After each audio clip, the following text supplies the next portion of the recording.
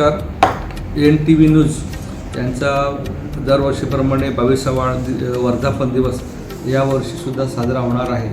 या न्यूज चॅनलसाठी माझ्या मनापासून खूप खूप शुभेच्छा आहेत.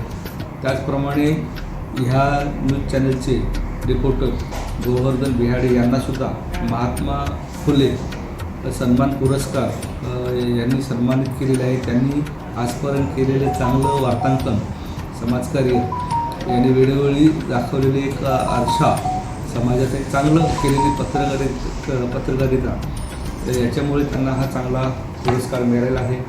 मी मनापासून त्यांचेसुद्धा अभिनंदन करतो आणि त्यांनासुद्धा पुढील वाटचालीसाठी शुभेच्छा देतो.